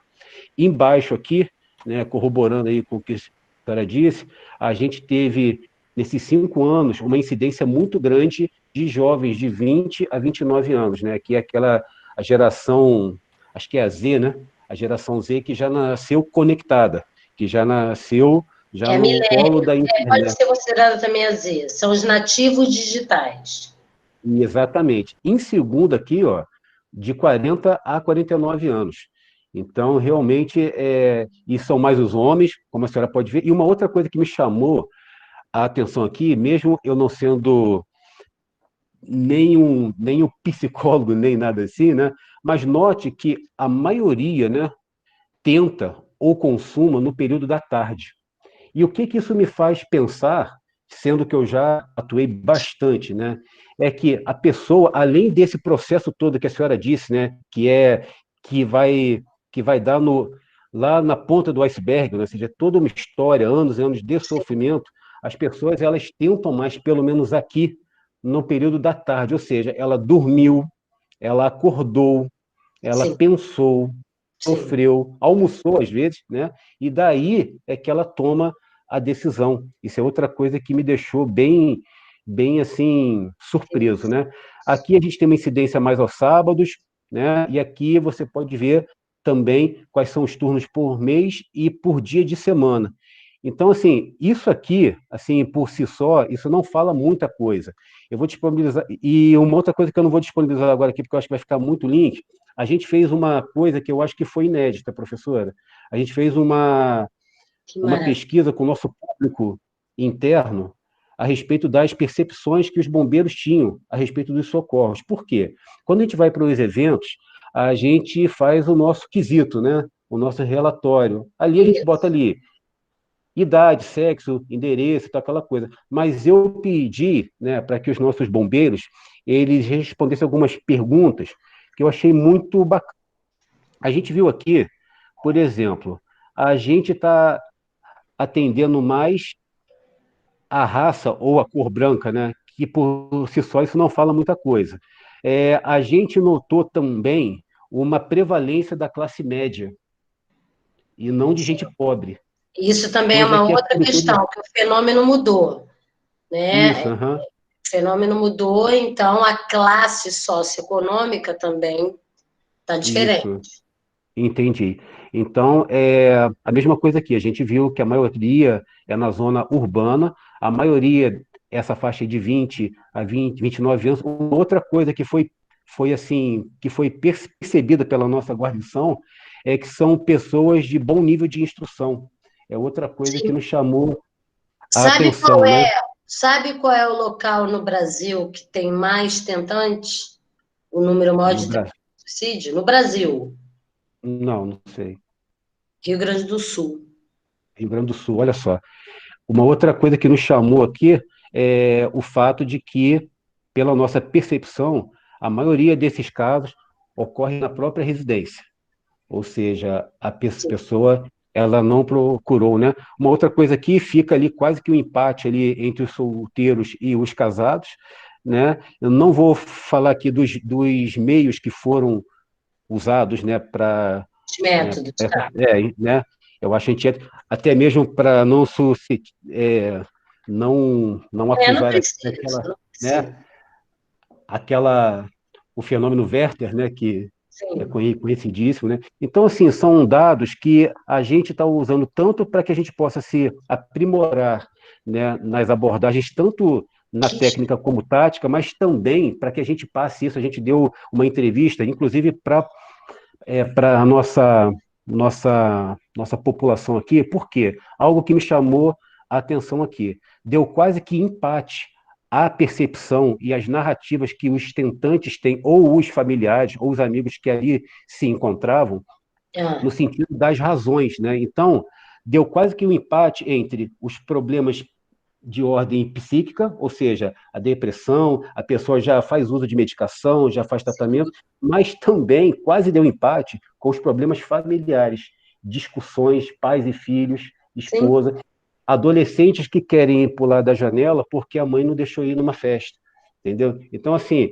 Gostaria muito que a senhora discorresse sobre isso, uma vez que a gente está, né, como diz o, o sociólogo Bauman, né? A gente está numa sociedade líquida, a gente está numa sociedade que tudo é rápido, a gente está numa sociedade de resultados e não de vivência de processos.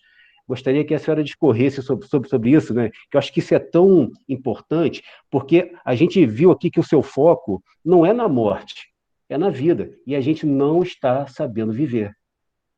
À vontade, por favor. Exatamente. Você falou aí de Bauman, Zygmunt Bauman, né, um sociólogo polonês, ele nos ensina o seguinte, ele fala não só da questão da sociedade líquida, né? Tudo que Bauman escreve, eu tenho vários livros dele, eu sou socióloga também, o Bauman escreve sobre o amor líquido, a sociedade líquida, as relações líquidas, e o que faz o adoecimento é o somatório disso tudo, é esse estado de coisas. Hoje, por isso tem acho que está lá no meu quarto slide, quem está no grupo de risco? Qualquer um de nós, né? Porque esse adoecimento emocional, ele vai de encontro a essa vida maluca que a gente está vivendo aí, como você bem colocou, a gente não está sabendo viver, porque a gente fica preocupado com o que os outros dizem, a gente fica preocupado em corresponder à expectativa do outro, e a gente tem que se desgarrar disso. Eu tenho que me preocupar com o meu bem-estar, com a minha saúde mental, com a minha felicidade, com aquilo que me dá prazer. Eu tenho que me preocupar com isso. O outro é o outro. O outro é o outro. Eu não estou falando de egoísmo, eu estou falando da lei da sobrevivência. Então, o que acontece? Por que as pessoas estão adoecendo? A sociedade está líquida. Então, hoje eu preciso de produção. Não importa se você quer, se você não quer, se você gosta do que faz, se você não gosta. Eu preciso que você trabalhe.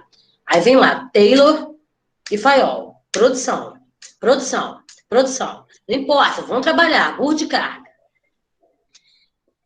E aí isso vai adoecendo a gente. Porque muitas vezes a gente está fazendo o que a gente não gosta, muitas vezes a gente não está respeitando os nossos limites, muitas vezes a gente não consegue dizer não e as coisas vão se acumulando. Bauman vem nos apresentar as relações líquidas. Colocar o outro na condição de objeto. Isso vai valer para a relação amorosa conjugal e para a relação afetiva social. Hoje as pessoas trocam de parceiros nas relações amorosas, como trocam de opinião. Porque o mundo mudou. E a gente vai ter que ter um cuidado, uma sensibilidade absurda de alcançar isso, porque o mundo mudou. As pessoas hoje namoram e se relacionam virtualmente. E aí, quando eu não quero, o que eu faço? Puf! Desconecto. Deleto. Não quero mais, não. Deleto.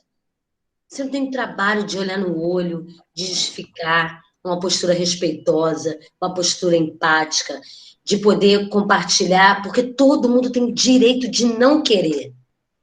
Isso é legítimo. Mas você não precisa fazer disso um sofrimento do outro. Então, o ideal é você ter a empatia e uma postura respeitosa de conversar, dialogar, mas as pessoas começam as relações na internet, terminam as relações na internet, e aí quando você leva isso para a vida real, as pessoas trocam os pares quase que com a mesma facilidade, não é porque está pessoalmente que não rompe, a gente sabe disso, eu até brinco, é muito engraçado, hoje o menino sai cadete, quando ele é major, ele está no 3º casamento. Minha filha, é uma coisa que tem que fazer um estudo aí. É outro estudo para a gente explicar, a pessoa tenente, porque o cadete, ele sai aspirante de casa, né? O rapaz está ali, enfim, isolamento, ele sai, ele casa. Aí você se desvincula. Quando você encontra a pessoa major, e a fulana assim, ih, rapaz, já estou no 3º, o quê? E aí as pessoas, eu estou dando exemplo aqui, uma mera colocação das coisas que a gente ouve, que não é muito mentira, mas é para a gente perceber a efemeridade da coisa, né? A gente troca. E aí a gente atribui isso para todas as relações. Bombeiro está me dando trabalho, não serve muito. Manda esse bombeiro não sei para onde, traz outro. Aí transfere. Pô, essa pessoa aqui está me enchendo o saco, não sei, não quero conviver. O que a gente faz? Hoje todo mundo está, inclusive, com mais facilidade de se afastar. Aí você não segue, e aí você não tem mais, virtualmente, não tem mais, e fica esse bolo doido. A conclusão, a sociedade líquida, as relações líquidas, elas nos afastam do que é genuíno. E aquilo que dá prazer pra gente, que traz felicidade, que traz bem-estar, é o que é genuíno. Que é o quê? Que é olhar no olho, que é tocar, que é ter escuta ativa e, fundamentalmente, um verbo para ninguém aqui esquecer. O que traz bem-estar para nós e para o outro está associado ao verbo importar. Importar-se com o outro é contribuir para o bem-estar do outro, para a saúde mental do outro e para a sua. Quando eu me importo, isso tem que ser de verdade. Quando eu me importo, eu respeito. Quando eu me importo, eu me preocupo. Quando eu me importo, eu me disponho. Quando eu me importo, eu sirvo. E por aí vai. Então, importar-se hoje seria, assim, não é uma receita, mas seria uma regra de ouro para a gente valorizar mais as relações humanas que vão atravessar pelo trabalho, pelo afeto, pelo amor e por aí vai. Então, esse estado de coisas, a gente adoece não só por causa do isolamento. Tem muita gente que ficou sozinho, isolado, mas ainda assim conseguiu se sentir cuidado e protegido. Pai, mãe, sei lá quem, ligando e fazendo videochamada. E, ó, a gente está distante, mas eu estou contigo, mais tarde eu ligo de novo, eu te amo. É isso. Tem regra, mas é você perceber que tem alguém que se importa com você. Não é só presença. Tem gente que está do lado e está se sentindo só. Não é só presença. É importar-se com o outro. Então, a gente tem que aprender isso. A gente está aqui, todo mundo fisicamente longe um do outro. E a gente está se olhando, a gente está se ouvindo, a gente está cuidando um do outro. E cada um num canto do estado. Isso é lindo, isso é possível. E quem é de verdade sabe quem é de mentira. A gente sabe quando o outro se importa. A gente sabe quando existe lealdade que é de verdade. Então, não é só uma questão de estar perto. Né? É um exemplo que a gente pode dar. Eu vivi essa experiência com uma amiga essa semana, que eu achei maravilhoso. Ela já está casada há alguns anos e o marido já está há 2 anos trabalhando fora. Em tese, a gente fica assim, cara, que loucura, como é que você mantém uma relação com a pessoa que você ama longe? É possível, não é só físico. Mesmo cada um num canto, continuam cuidando um do outro, zelando pela relação, mantendo o respeito, o apreço, o vínculo. E para isso aqui hoje é uma ferramenta. O que a gente está fazendo aqui é uma ferramenta. Dos avós verem os netos e por aí vai. A quarentena nos ensinou isso. Então, importar-se, Fábio, eu acho que, assim, eu acredito de verdade que é uma regra de ouro. Eu me importo com você. Quando você vai para uma abordagem e que você diz isso para o tentante, olha aqui no meu olho. E você olha no olho do tentante. E se você tiver abertura, se sentir a vontade de tocá-lo na mão ou no ombro, né, com um abraço, Apenas segurar o ombro, você olhar no olho, com muita verdade. Isso tem que vir de dentro, né? E você diz para ele, olha só, você não está sozinho. Eu me importo com você, eu compreendo a tua dor, e eu estou aqui para te ajudar. Isso salva uma vida, isso muda uma vida. Né? E importar-se, eu vejo como uma regra de ouro, assim, se a gente tivesse que dar um nome. A senhora, eu quero dar chance aqui para as outras pessoas, mas eu não posso deixar de falar, isso é tão importante, que importar, né, a etimologia quer dizer que é aquilo que você carrega dentro de si, né? E a gente só carrega outra pessoa dentro da gente quando a gente tem empatia, quando a gente se coloca, né, no lugar do outro. E quando a senhora disse que a gente olhar no olho do tentante e dizer que se importa, quer dizer que ele está dentro da gente. E por que isso?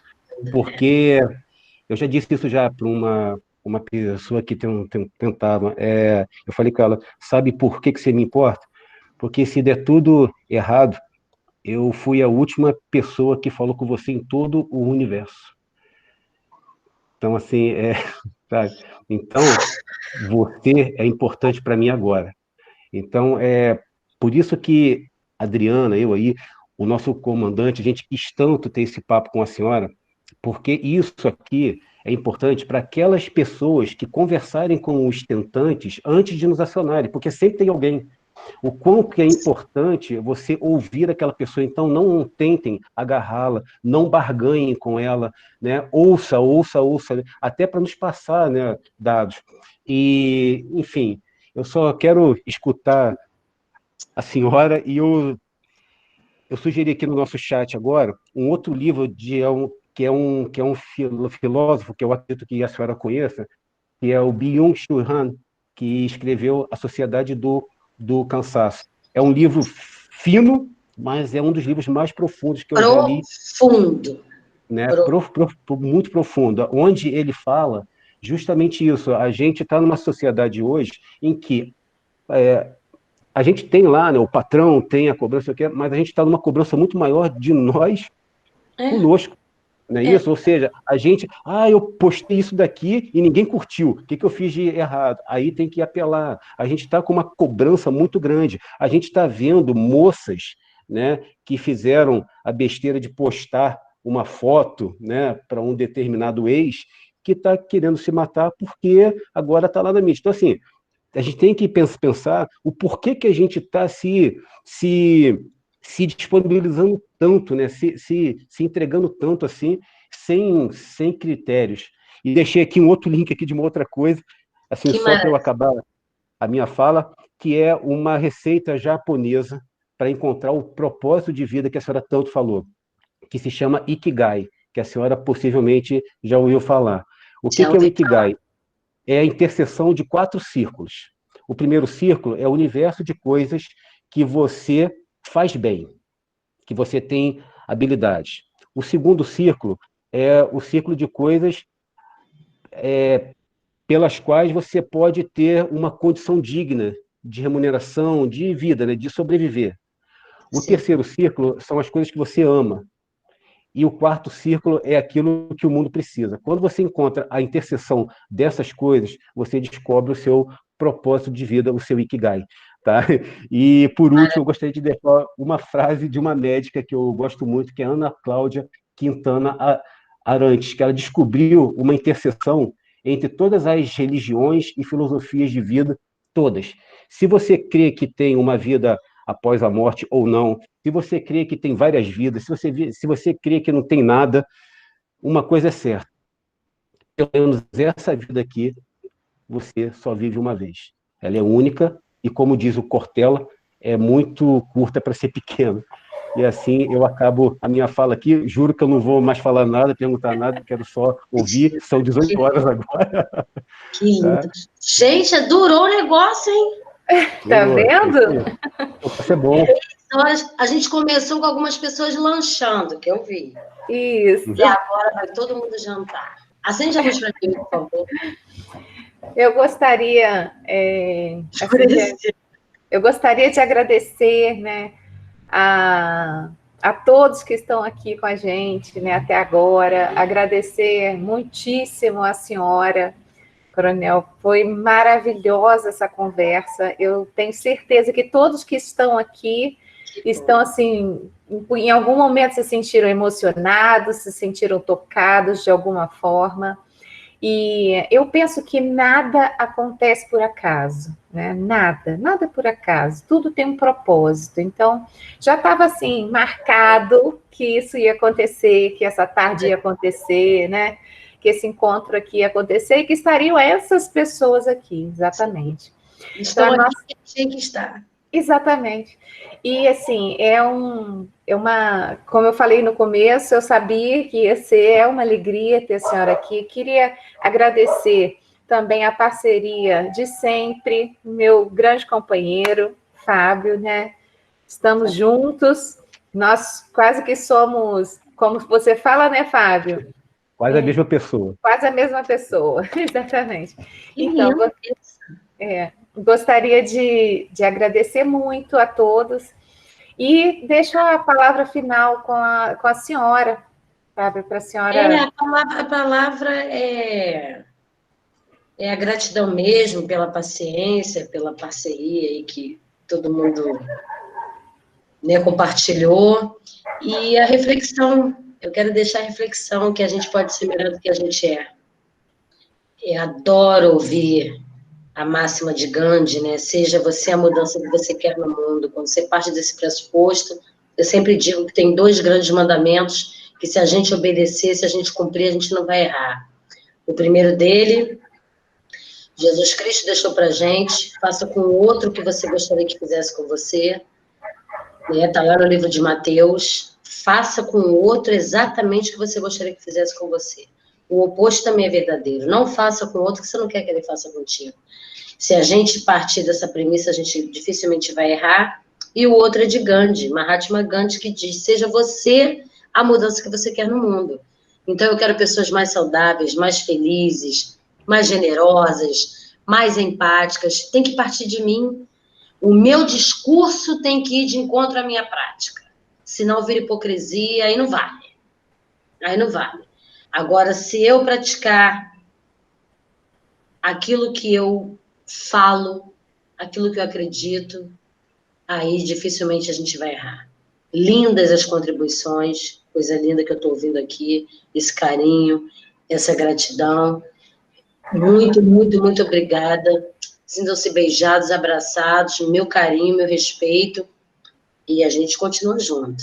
Semana que vem, estamos lá no MEI.